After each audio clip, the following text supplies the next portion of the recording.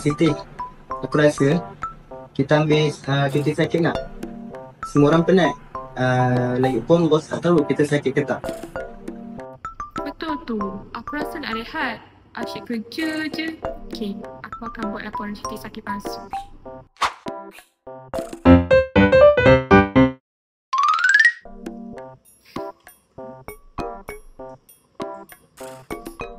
Kau yakin ke bulan ni Dr. Lee memang bagi sakit sakit palsu ke? Tak ada pilihan lain, Sarah. Kita bayar sikit je. Ni bagi sakit. Senang je. Kau betul ni. Tapi kalau dah terdesak, tak apalah kan. Sebab aku pun dah penat weh kerja. Puan Siti.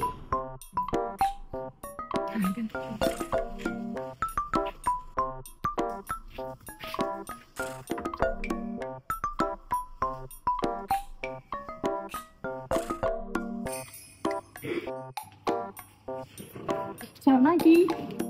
Cik Siti dan juga Sarah Kamal. Ya saya. Ya saya. Jadi, Cik Siti dan juga Cik Sarah Kamal, ada apa-apa yang saya boleh bantu hari ini? Doktor, kami tertekan dengan kerja kami and kami perlukan cuti sakit. Tapi saya perlukan saja cuti sakit selama beberapa hari. Tak ada masalah. Kes macam ni sudah menjadi kebiasaan di kerja kami. Betul ke ni doktor? Ada nampak macam saya bergurau. Jangan risau. Ada ni semua jalan. Bayar RM50. MC siap.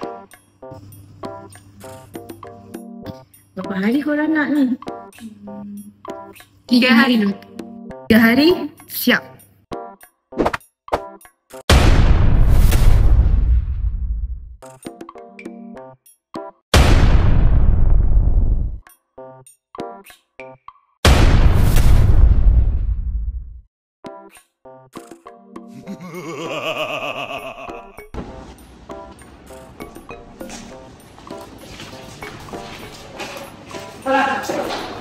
Tengok ni. Dapat sakit 3 hari.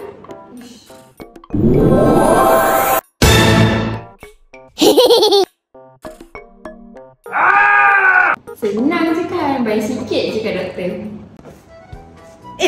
Korang ni tak takut ke kalau bos marah nanti? Ini rasuah tahu tak? Ini boleh bagi implikasi buruk dekat kita secara individu. Lepas tu, syarikat kita boleh lingkup. Lepas tu, negara boleh tercemar.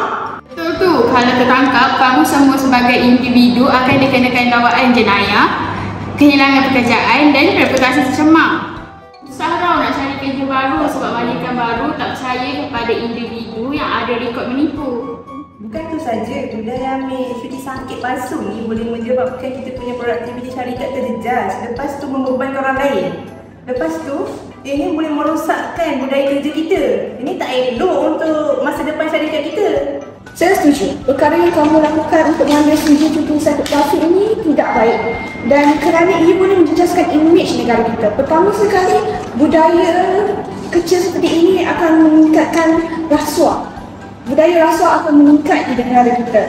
Kemudian imej negara kita akan tercemar kerana pelapor tak ingin nak melapor di negara kita disebabkan budaya rasuah seperti ini.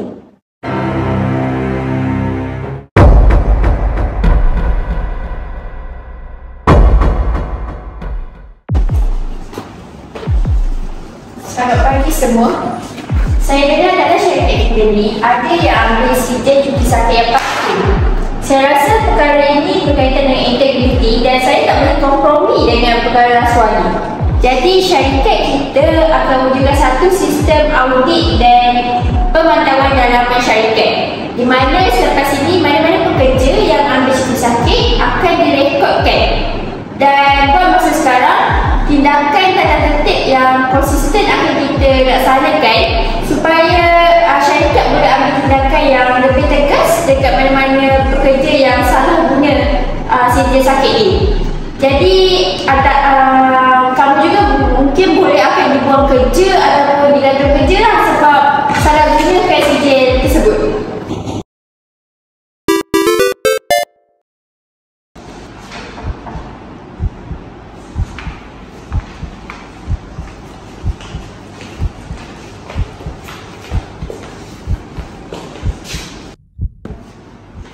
Puan, saya minta maaf. Kami mengaku bersalah sebab menggunakan sijil cuti sakit palsu. Kami sedar ini bentuk rasuah. Kami benar-benar menyesal. Kami mengambil pengajaran bahawa integriti adalah nilai teras seorang pekerja. Sehebat manapun kelayakan atau prestasi, tanpa integriti, reputasi, seseorang boleh musnah dalam sekali mata. Betul tu Puan, kami juga sedar bahawa perbuatan yang kecil boleh menjadi sesuatu yang besar. Apabila dah tertangkap, kita mungkin akan terkena tindakan seperti dibuang kerja, didakwa ataupun dipenjara. Kami janji kami dah tak buat perbuatan seperti ini. Macam inilah. Saya rasa kali ini saya tak ambil apa-apa tindakan undang-undang atas kamu semua. Tapi saya nak kamu semua untuk ikuti latihan integriti rasuah. Saya harap perkara ini menjadi pengajaran kepada semua. Terima kasih Puan, kami janji tak akan ulangi lagi. Kes rasuah cuti sakit palsu ini menunjukkan betapa pentingnya nilai integriti dalam dunia pekerjaan. Perbuatan menipu cuti sakit bukan sahaja menjejaskan kepada individu, malah ia memberikan impak kepada negara dan juga organisasi.